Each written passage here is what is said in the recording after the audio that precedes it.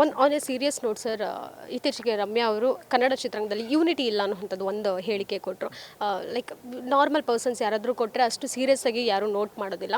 ಕನ್ನಡ ಚಿತ್ರರಂಗದಲ್ಲಿ ಒಂದು 20 ವರ್ಷ ಅವರು ಕೂಡ ಸರ್ವಿಸ್ ಇರೋವಂಥದ್ದು. ಅವರು ಈ ಹೇಳಿಕೆ ಕೊಟ್ಟಿದ್ದಾರೆ ಅಂದರೆ ಅವ್ರ ಅನುಭವದಿಂದ ಕೊಟ್ಟಿರೋವಂಥದ್ದು. ಸೊ ಹಾಗಾಗಿ ನಿಮ್ಗೇನಾದರೂ ಹಾಗನ್ಸುತ್ತಾ? ಅಂದರೆ ಈಗ ಎಕ್ಸಾಂಪಲ್ ಯಾವ ಥರ ಅಂದರೆ ಕಲಾಸಿಪಾಳ್ಯ ಮೆಜೆಸ್ಟಿಕ್ ಬಸ್ ಸ್ಟ್ಯಾಂಡಲ್ಲಿ ಬರೋರಂಥ ಮಧ್ಯದಲ್ಲಿ ಯೂನಿಟಿ ಇಲ್ಲ ಅಂದರೆ ಅದು ನಂಗೆ ಗೊತ್ತಾಗಲ್ಲ ಹೇಗೆ ಅಂತ.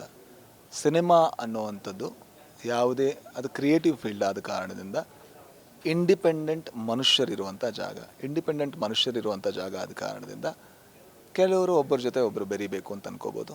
ಬೆರೆತ ತಕ್ಷಣ ಅದನ್ನು ಇನ್ನೊಬ್ಬರು ಗ್ರೂಪಿಸಮ್ ಅಂತ ಅನ್ಬೋದು.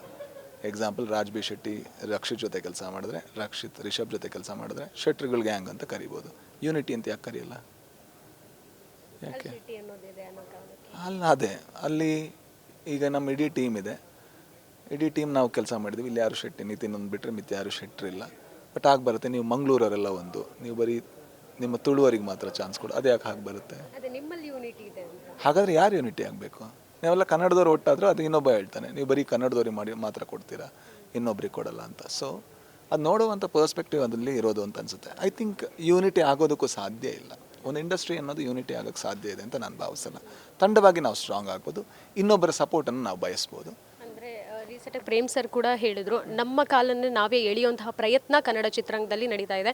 ಒಬ್ಬರು ಬೆಳೀತಿದ್ದಾರೆ ಅಂತ ಹೇಳಿದಾಗ ಇನ್ನೊಬ್ಬರು ಕಾಲು ಎಳೆಯುವಂತಹ ಕೆಲಸಗಳು. ನನಗೆ ಗೊತ್ತಿಲ್ಲ, ಯಾಕಂದರೆ ನನ್ನ ಕಾಲನ ಇಲ್ಲಿ ತನಕ ಯಾರು ಎಳೆದಿಲ್ಲ ಅನ್ನೋ ಕಾರಣಕ್ಕೆ ನಾನು ಇಲ್ಲಿ ತನಕ ನಿಂತಿದ್ದೀನಿ. ಇದು ತುಂಬ ಈಸಿ ಅಲ್ವಾ ನನ್ನ ಕಾಲನ ಎಳೆಯೋದಕ್ಕೆ? ನಮ್ಗೆ ಯಾರಿದ್ರು? ನಮ್ಮನ್ನು ಎಳೆದ್ರೆ ಹಿಡ್ಕೊಳ್ಳೋಕೆ ಒಂದು ಜಾಗ ಇರಲಿಲ್ಲ. ಈಗ ಇವರು JP ಇದ್ದಾರೆ, ಯಾರಿದ್ದಾರೆ ಅವರಿಗೆ? ಅವ್ರನ್ನ ಹೇಳಿದ್ರೆ ಯಾರಿದ್ದಾರೆ? ಯಾರೂ ಇಲ್ಲ. ಬಟ್ ಆದರೂ ಎದ್ದು ನಿಂತರು ಹೇಗೆ ಗೊತ್ತಿಲ್ಲ ನನಗೆ. ಅಂದರೆ ಅವ್ರಿಗೆ ಆ ಎಕ್ಸ್ಪೀರಿಯನ್ಸ್ ಇರ್ಬೋದು, ಅವರ ಆ ಭಾವದಿಂದ ಅದನ್ನು ಹೇಳಿರ್ಬೋದು. ನನಗೆ ಆ ಎಕ್ಸ್ಪೀರಿಯನ್ಸ್ ಇಲ್ಲ. ನನ್ನ ಕಾಲು ಯಾರಾದರೂ ಎಳೆದಿದ್ದಾರೆ ಅಥವಾ ನನ್ನ ಬೀಳ್ಸಿದ್ರು ಪಾಪ ಅವ್ರದ್ದೇ ಆದ ಒಂದು ಕೆಲವು ಕಾರಣಗಳಿರುತ್ತೆ.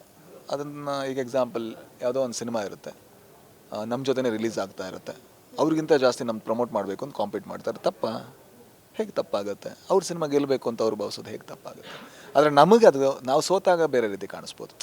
ಅವರು ಜಾಸ್ತಿ ಬೊಂಬಾರ್ಡ್ ಮಾಡಿ ನಮ್ಮನ್ನು ಕೆಳಗೆ ಮಾಡಿ ಅವ್ರ ಮೇಲೆ ಮಾಡಿಕೊಂಡ್ರು, ಇಲ್ಲ ಅಂದರೆ ನಮ್ಮ ಸಿನಿಮಾ ಬೇರೆನೇ ಆಗ್ತಿತ್ತು ಅಂತ ಆ ರೀತಿ ಕಾಣಿಸ್ಬೋದು. ಬಿಟ್ಟರೆ ಪ್ರತಿಯೊಬ್ಬ ಮನುಷ್ಯನಿಗೂ ಒಂದೇ ಆದ ಕಾರಣಗಳಿರುತ್ತೆ. ಕಾಲು ಎಳೆದ್ರೂ ಕೂಡ ಪಾಪ ಒಂದೇ ಇನ್ಸೆಕ್ಯೂರಿಟೀಸ್ ಇರುತ್ತೆ. ನಮ್ಮಷ್ಟಕ್ಕೆ ನಾವು ಒಳ್ಳೆ ಸಿನಿಮಾಗಳನ್ನ ಮಾಡ್ಕೊಂಡು ಮುಂದೋಗ್ಬೇಕಷ್ಟೇ.